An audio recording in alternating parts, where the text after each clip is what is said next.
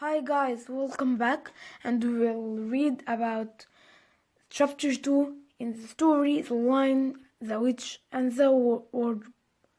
Good evening, said Lucy, but the fawn was so busy picking up its parcels that at first it did not reply. When it had finished, it made her a little bow. Good evening, said the fawn. Excuse me, I don't want to be inquisitive. But should I be right in thinking that you are a daughter of Evie?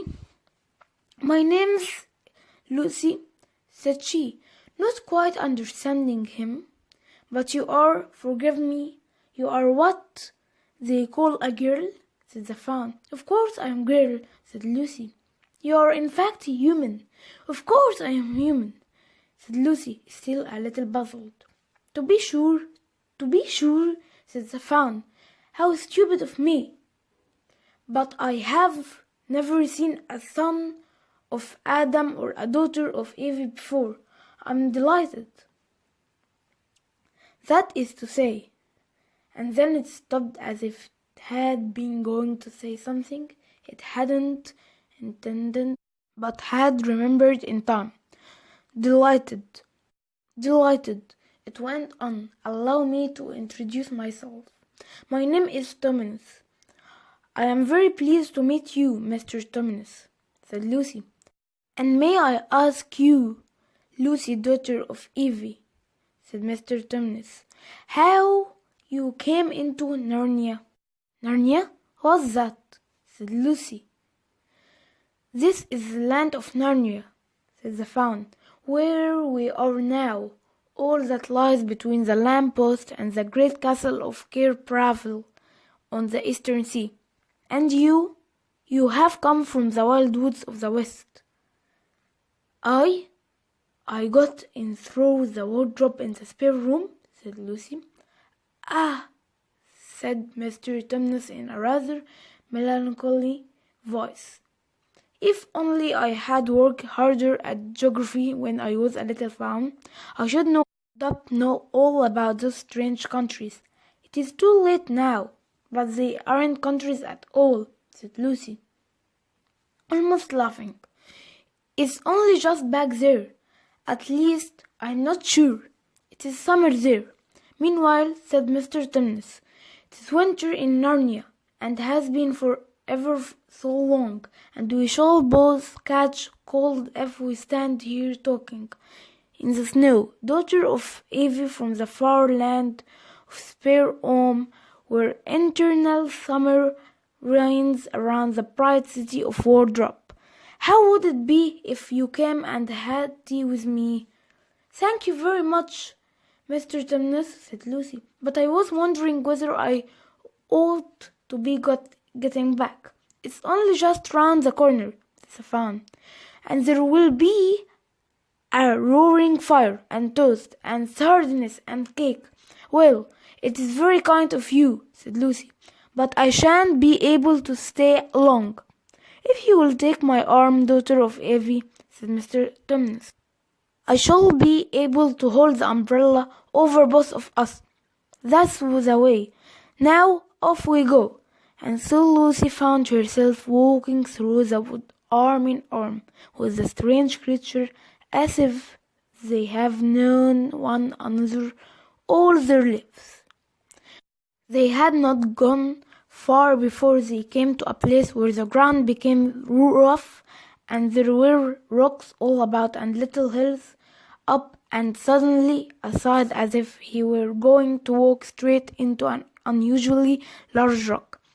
But at the last moment Lucy found he was leading her into the entrance of a cave.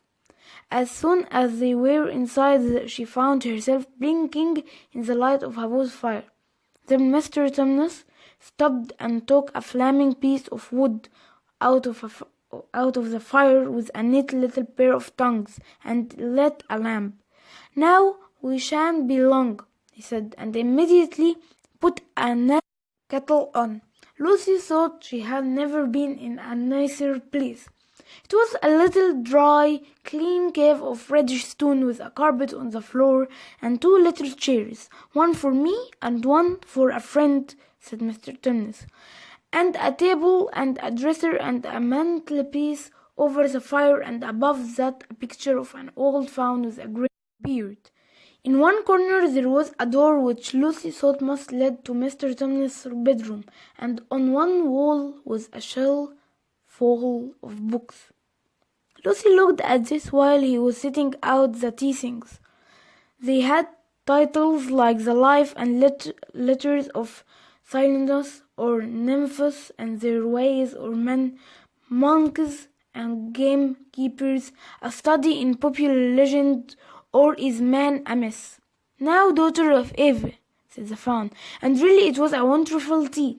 There was a nice brown egg, lightly boiled, for each of them, and then sardines on toast, and then buttered toast, and then toast with honey, and then a sugar-topped cake. And when Lucy was tired of eating, the faun began to talk. He had wonderful tales to tell of life in the forest. He told about the midnight dances and how the nymphs who lived in the wells and the dryads who lived in the trees came out to dance with the fauns. About long hunting parties after the milk-white stag who could give you wishes if you caught him, about feasting and treasure-seeking with the wild red dwarfs in deep mines and caverns for Penis the First floor, and then about summer when the woods were green and old Silenus on his fat donkey would come to visit them, and sometimes Pausias himself, and then the streams would run with wine instead of water, and the whole forest would give itself up to jollification for weeks on end. Not that it isn't allow winter now, he added gloomily. Then to cheer himself up he took out from its case on the dresser a strange little flute that looked as if it were made of straw, and began to play. And the tune he played made Lucy want to cry and laugh and dance and go to sleep all at the same time. It must have been hours later when she shook herself and said, "Oh, Mr. Tumnus, I'm so sorry to stop you, and I do love that tune, but really I must go home. I only mean to stay for a few minutes. It's no good now, you know," said the faun, laying down its flute and shaking its head at her very sorrowful. "No good," said Lucy, jumping up and feeling rather frightened. "What do you mean?" "I have got to go home at once. The others will be wondering what has happened to me." But a moment later she asked Mr. Tumnus whatever is the matter, for the faun's brown eyes had filled with tears, and then the tears began trickling down its cheeks, and soon they were running off the end of its nose, and at last it covered its face with its hands and began to howl. "Mr. Tumnus! Mr. Tumnus!" said Lucy in great distress. Don't! What is the matter? Aren't you well? Dear Mr. Tumnus, do tell me what is wrong." But the faun continued sobbing as if its heart would break. And even when Lucy went over and put her arms round him and lent him her handkerchief, he did not stop. He merely took the handkerchief and kept on using it, wringing it out with both hands whenever it got too wet to be any more use. So that presently Lucy was standing in a damp patch. Mr. Tumnus bowed Lucy in his ear, shaking him. "Do stop it at once. You ought to be ashamed of yourself. A great big faun like you. What on earth are you crying about?" Oh, sobbed Mr. Tumnus. "I'm crying because I am such a bad faun." "I don't think you are a bad faun at all," said Lucy. "I think you are a very good faun. You are the nicest faun I have ever met." Oh, you don't say that if you knew," replied Mr. Tumnus between his sobs. "No, I am a bad faun. I don't suppose there ever was a worse faun since the beginning of the world. But what have you done?" asked Lucy. "My old father now," said Mr. Tumnus. "That's his picture over the mantelpiece. He would never had done a thing like this." "A thing like what?" said Lucy. "Like what I have done," said the Faun. "Taken service under the White Witch. That's what I am. I am in the pay of the White Witch." "The White Witch? Who is she?" "Why, it is she that has got all Narnia under her thumb. It is she that makes it always winter. Always winter and never Christmas. Think of that." "How awful," said Lucy. "But what does she pay you for?" "That's the worst of it," said Mr. Tumnus with a deep groan. "I am a kidnapper for her. That's what I am. Look at me, daughter of Evie.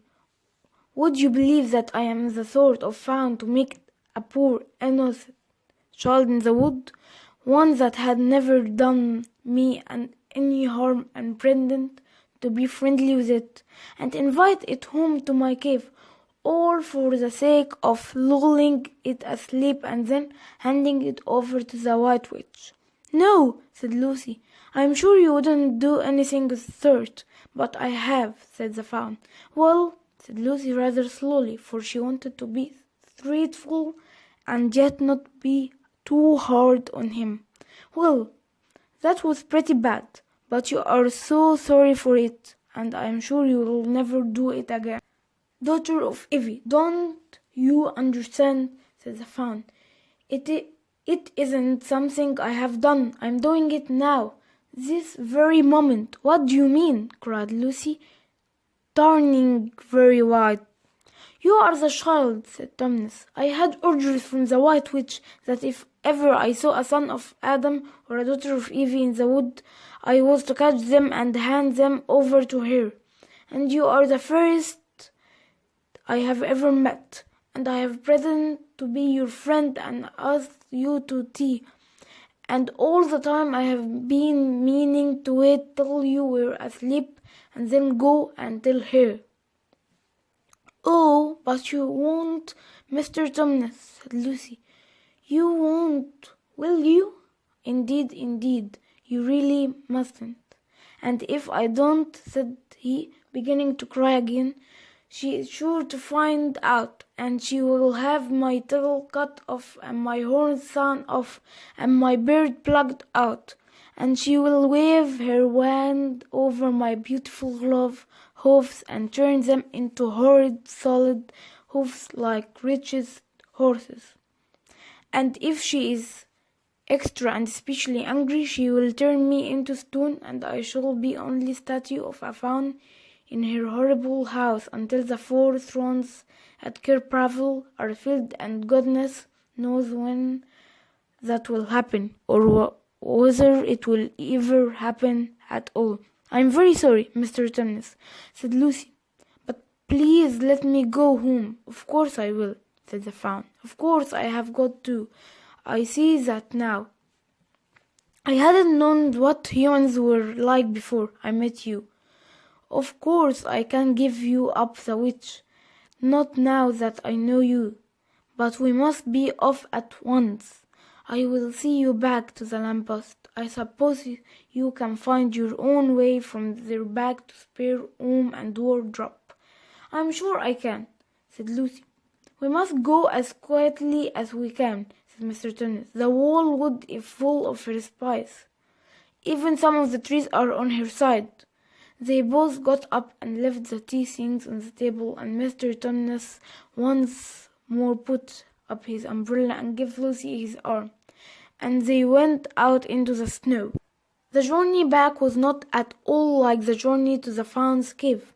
They stole along as quickly as they could, without speaking a word, and Mr. Tumnus kept to the darkest place. Lucy was relieved when they reached the lamppost again. "Do you know your way from here, daughter of Evie?" said Tumnus. Lucy looked very hard between the trees and could just see in the distance a patch of light that looked like daylight. "Yes," she said, "I can see the wardrobe door." "Then be off home as quick as you can," said the fawn. And can you ever forgive me for what I mean to do? Why, of course I can, said Lucy, shaking him heartily by the hand. And I do hope you won't get into the dreadful trouble on my account. Farewell, daughter of Evie, said he. Perhaps I may keep the handkerchief. Rather, said Lucy, and then ran towards the far-off patch of daylight as quickly as her legs would carry her. And presently, instead of rough branch or brushing past her, she felt quotes, and instead of crunching snow under her feet, she felt wooden board, and all at once she found herself jumping out of the wardrobe into the same empty room from which the whole adventure had started.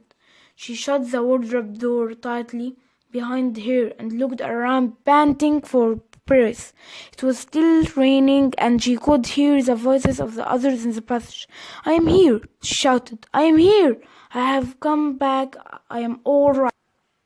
Now we finished our story, The Lion, the Witch, and the Wardrobe, Chapter 2, and we will complete it soon, Chapter 3. Hi guys, welcome back, and we will read about Chapter